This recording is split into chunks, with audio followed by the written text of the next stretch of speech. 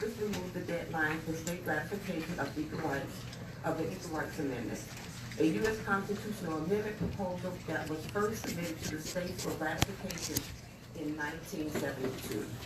A number of the arguments in support of the resolution are contained in the bill. My comment is that we need more constitutional protection of the legal system to combat discrimination of all genders. And now is the time to finally ensure that all citizens have equal access to justice across Minnesota and across the country.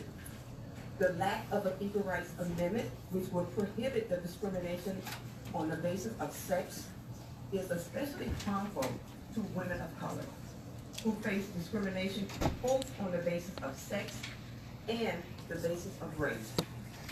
With this amendment, it will correct the statement in our Constitution that all men are created equal, to thus state that all men and women are created equal, and thus means that all people are created equal.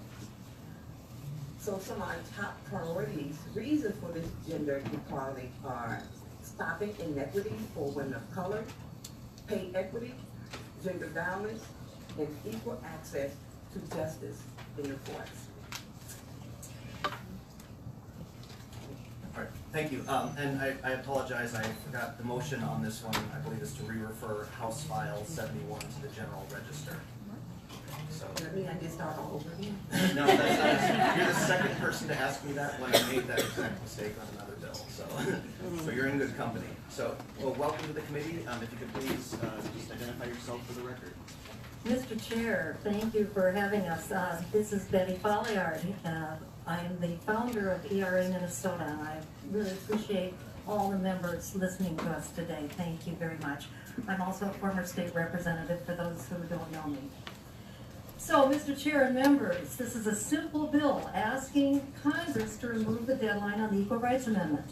So, you know, it's the therefore in that. The whereas is all the explanation.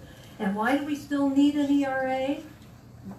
Because women make on average 80%, 80 cents to a man's dollar, with much, much larger inequities for women of color.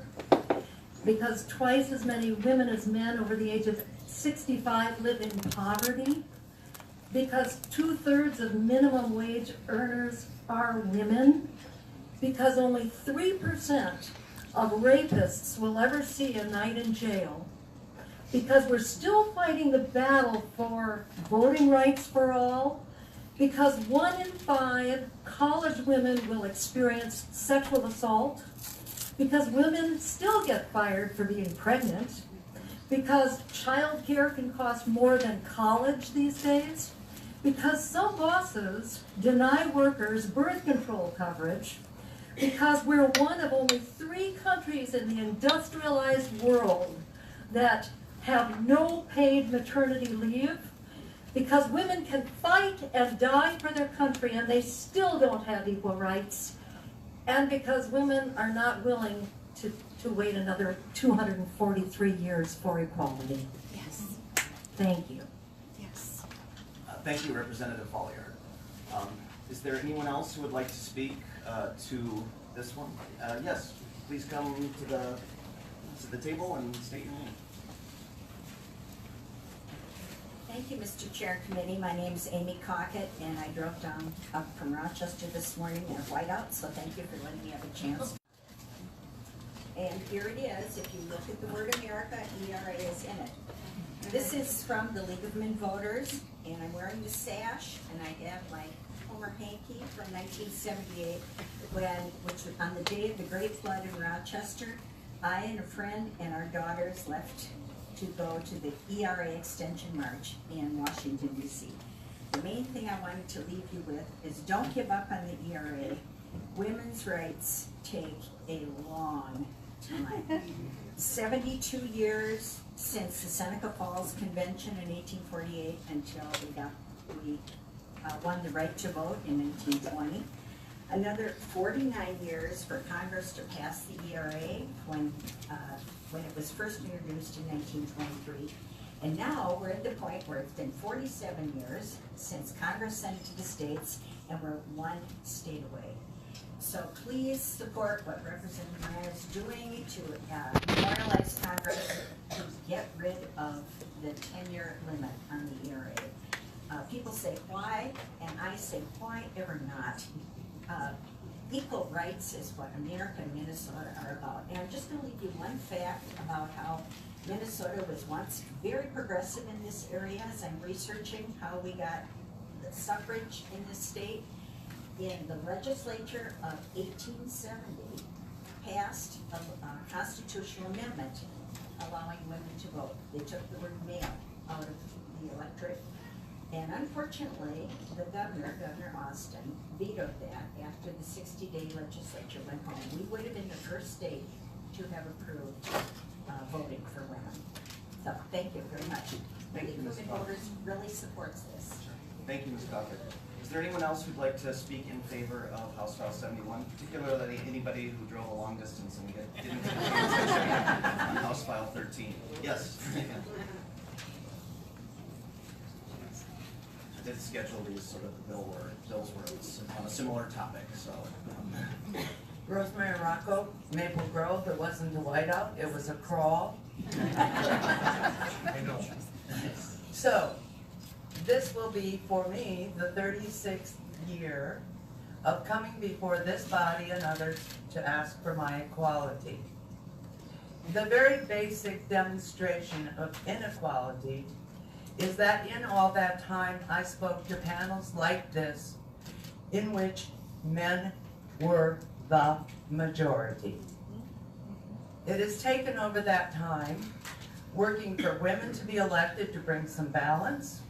I live in 34B. Seems to me a lot of work to get my basic rights. I would encourage you to pass House File 71.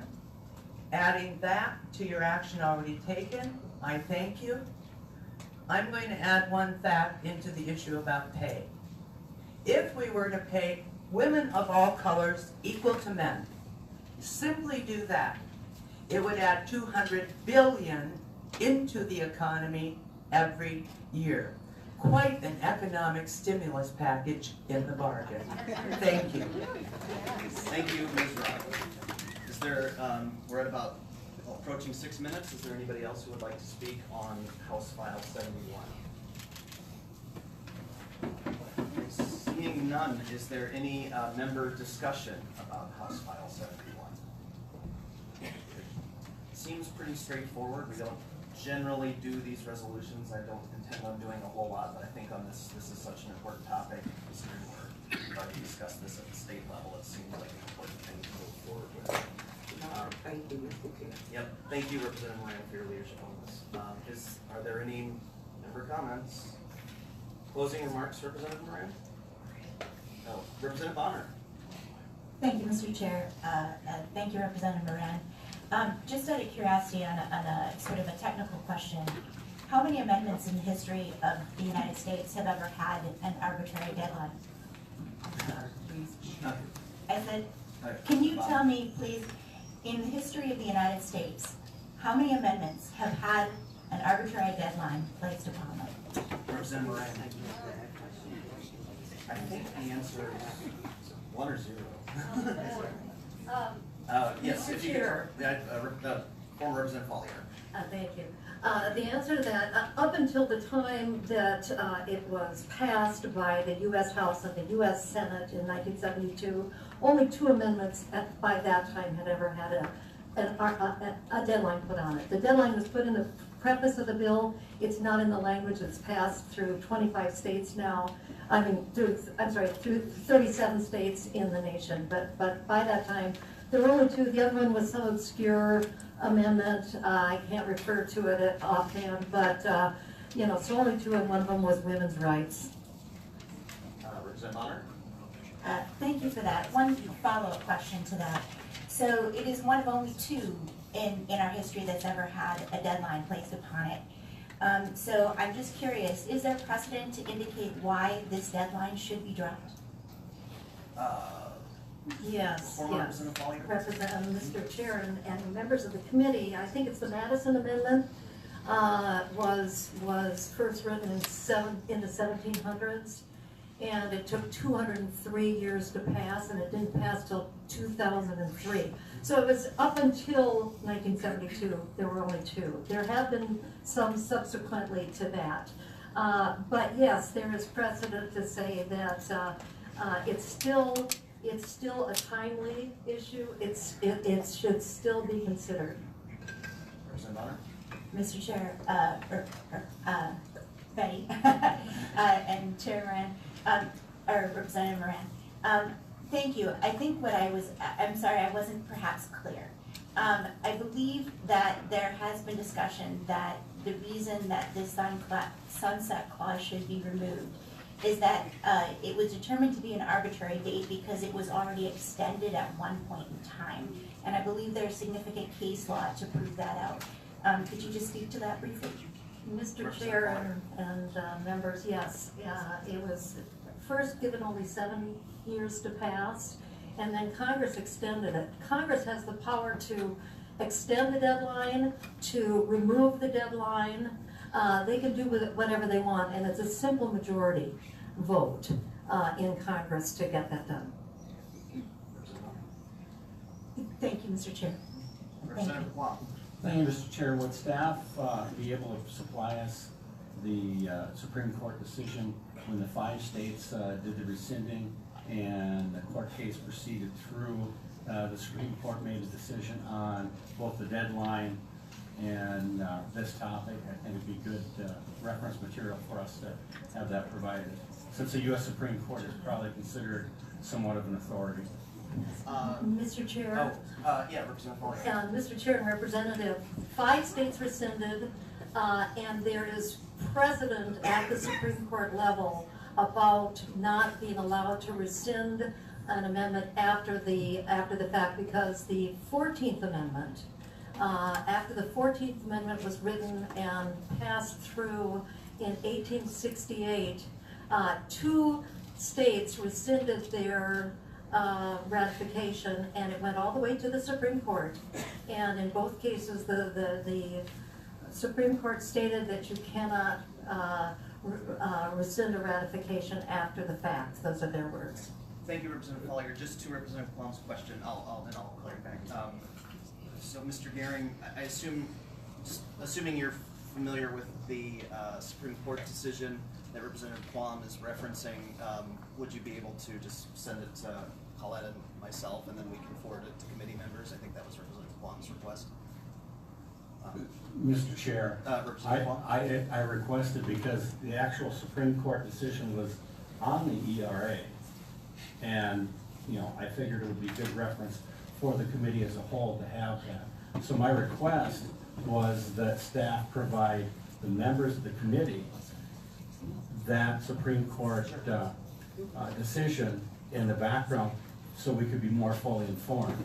Yeah. And that's independent of whose opinion is what. I just think as a reference, Supreme Court decisions on the exact topic we're talking about would be good material for us. Sure. Representative Guam, I have no problem providing that to committee members. So actually, and I'll just, if we have any issue identifying the specific Supreme Court decision you're mentioning, we may come to you and just ask for clarification. But provided we can find all that, I'll make sure it's distributed to.